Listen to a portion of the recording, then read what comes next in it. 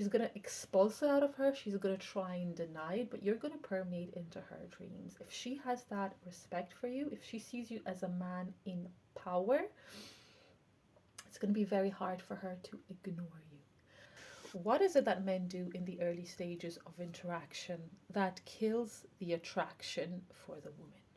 The moment it happens, the woman just loses all interest. You might have noticed it yourself. You hang out with a girl and everything's fine initially. She's so excited, and you notice that she's like, she's so sweet, she's so into me.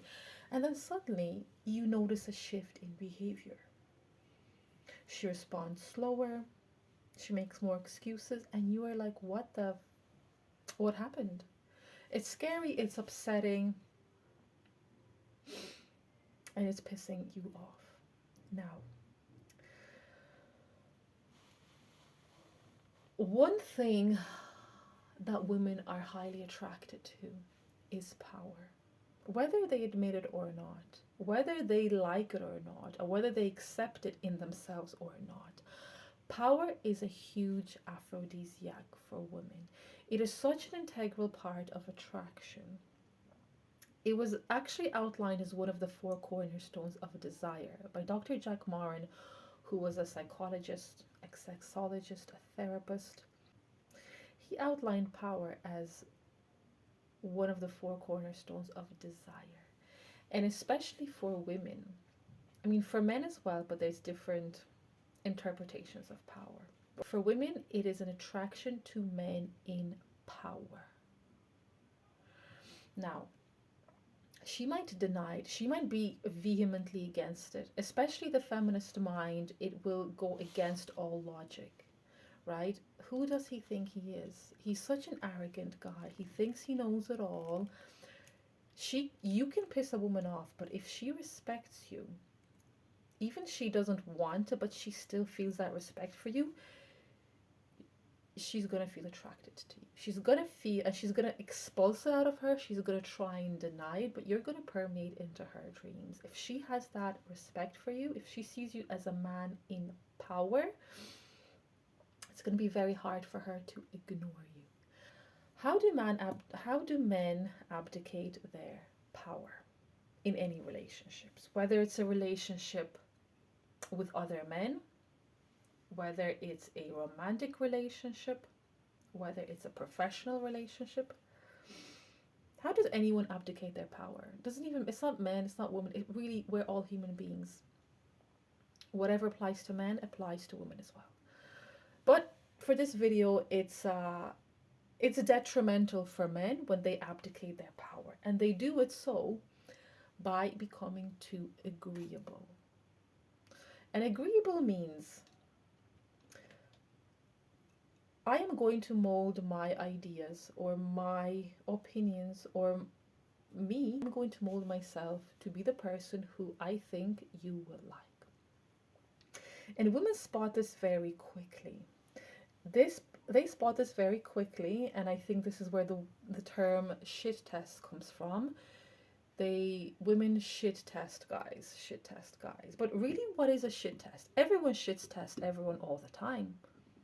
Everyone always shit tests, because what is a shit test?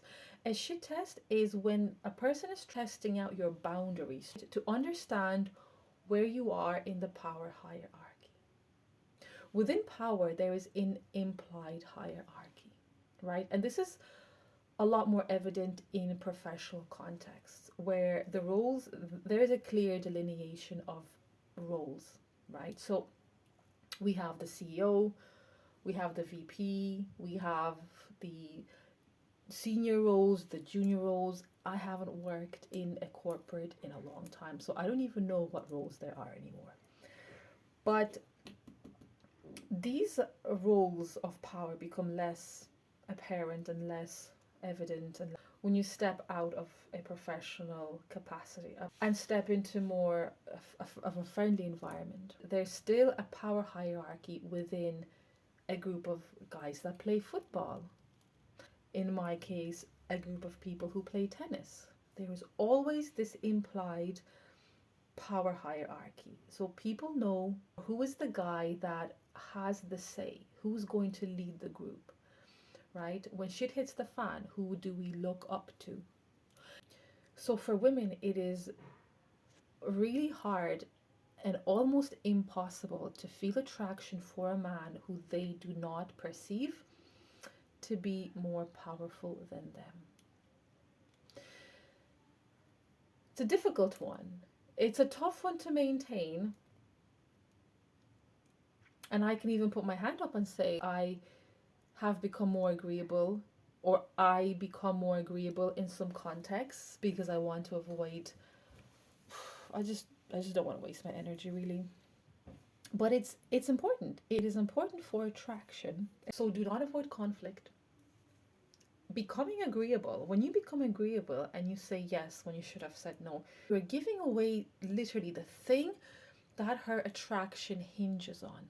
That one thing that taps into the female fantasy of every woman, of most women, whether they like it or not. It's really hard to fight it. You can't logic your way into attraction. It just does not work.